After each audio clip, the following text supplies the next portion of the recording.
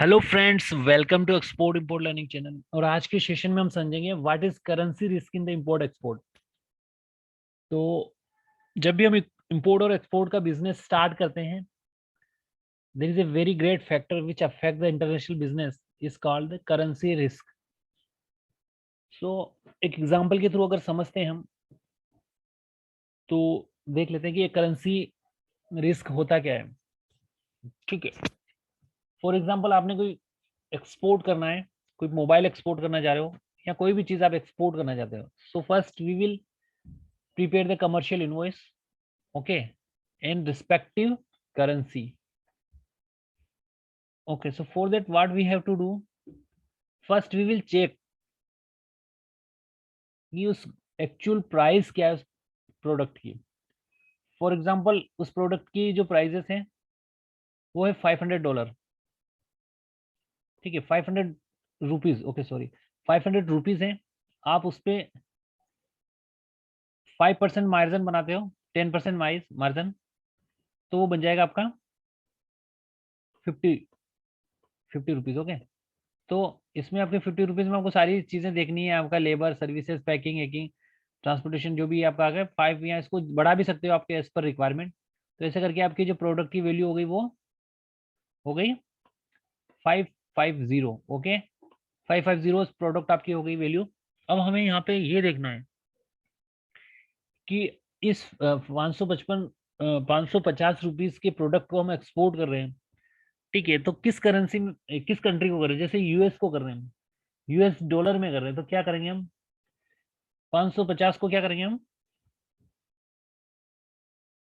Value calculate कर लेंगे इसकी। ठीक है, तो कैसे करेंगे वैल्यू कैलकुलेट। 1 मिनट, अब check in Excel.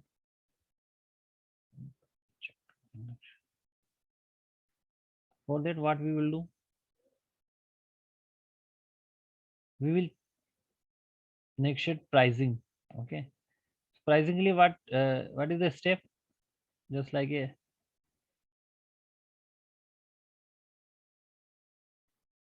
Okay, you can see on the screen. जैसे जस्ट एग्जांपल, और actual price of the goods is 500 and we have taken the 10% margin on that.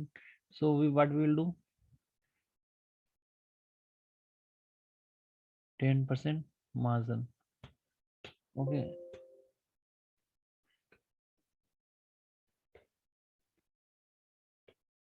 10% of 50 rupees. So what is the total value, 50 rupees plus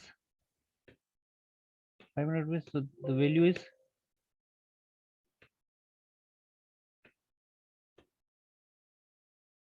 okay, what will we will add this. So first equal to plus. Okay, so here value is 550. So this is our product value. Okay, cost, this is cost, this is the margin 10%, and this is the price we have prepared. Okay, so now here we are going to prepare the commercial invoice. So यहाँ पे हमें ये देखना है कि जो currency exchange के कारण जो डिफरेंस आता है वो कैसे आता है। For example, $1 equal to 75 rupees है। Okay, okay, $1 equal to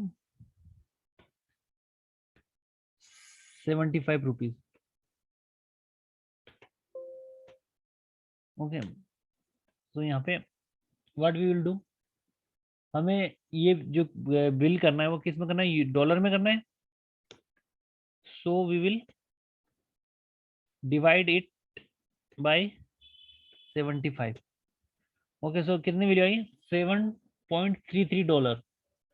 okay, अब हमें ये चीज देखना है कि हम एक्सचेंज रेट क्या रखें कि हमारे हमारे जो प्रोडक्ट की वैल्यू है वो बढ़ जाए।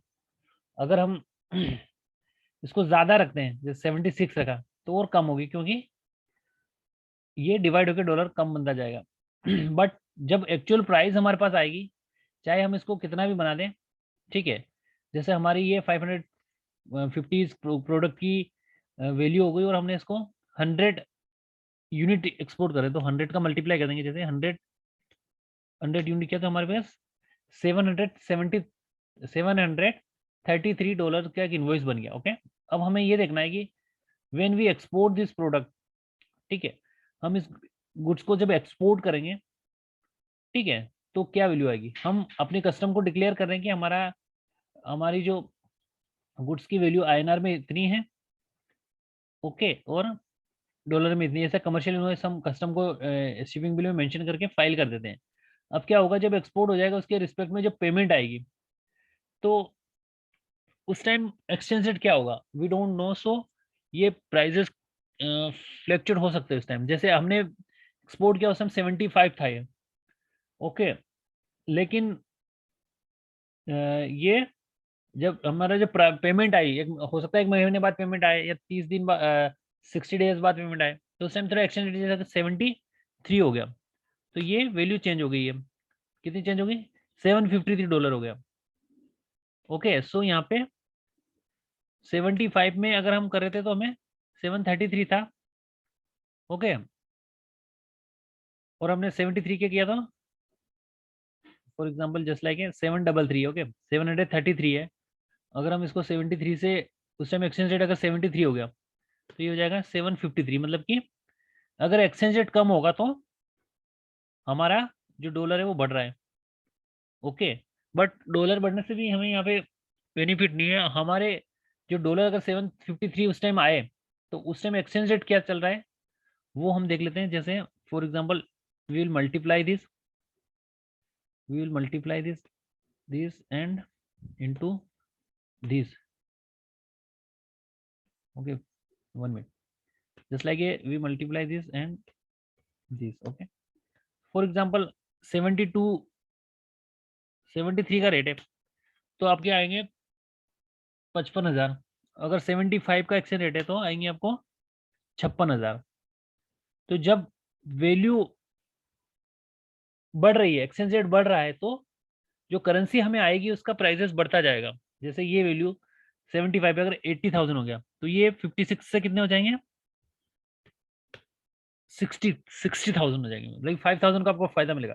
तो यहाँ पे करेंसी एक्सचेंज को एग्जांपल के थ्रू समझाने का हमारा ये मोटिव था कि जब भी हम कोई गुड्स का एक्सपोर्ट करते हैं और इंपोर्ट करते हैं, तो हमें करेंसी रिस्क के क्या लॉस और बेनिफिट होता है, वो बहुत ही इंपॉर्टेंट होता है। वो हमें देखना होता है कि किस किस वजह से एक्सचेंज रेट फ्लक्चुएट हो रहा है और किस टाइम पे हमें इनवॉइस प्रिपेयर करनी चाहिए। इन चीज़ों का भी काफ़ी ध्यान रखा जाता है इंटरनेशनल बिजनेस में। तो now we will understand the definition, what is the currency risk in the import export. Okay, so foreign exchange risk refer to the losses that an international financial transaction may occur due to the currency fluctuations. Currency fluctuation के कारण जो business में loss होता है उसी को कहते हैं currency risk. Foreign exchange risk can also affect investor, investor को भी अफेक्ट करता है who trade in the international market. जो इंटरनेशनल ट्रेड में ट्रेडिंग करते हैं उनको काफी से लॉस होता है, प्रॉफिट भी होता है फ्लक्चुएशन के कारण। And the business engage in the import export of the product and services to multiple countries.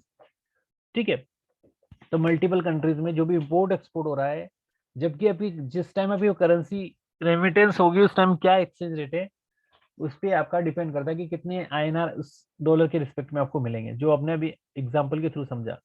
सो यहाँ पे जो हमारा इस सेशन को समझने का मतलब यही है कि जब भी आप कमर्शियल प्रिपेयर कर रहे हो उस टाइम का एक्सचेंज रेट क्या था, और जब वैल्यू आपके अकाउंट में रेमिटेंस होगी उस टाइम का एक्सचेंज रेट क्या था। ये बहुत ही इंपॉर्टेंट है, जिससे आपकी वैल्यू बढ़ भी सकती है और घट भी सकती है। तो इन चीजों का हमें ध्यान रखना होता है इंटरनेशनल बिजनेस में कि किस टाइम हमें हमारी करेंसी पेमेंट आ रही है, जिससे लॉस और बेनिफिट का हमें पता चलता है।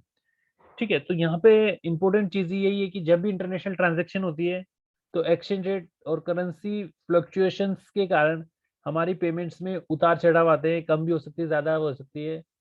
ठीक है, इसे ही करेंसी रिस्क कहते हैं। सो गाइस, आज के सेशन में हमने समझा कि what is currency risk. Thank you for watching the session, have a nice day.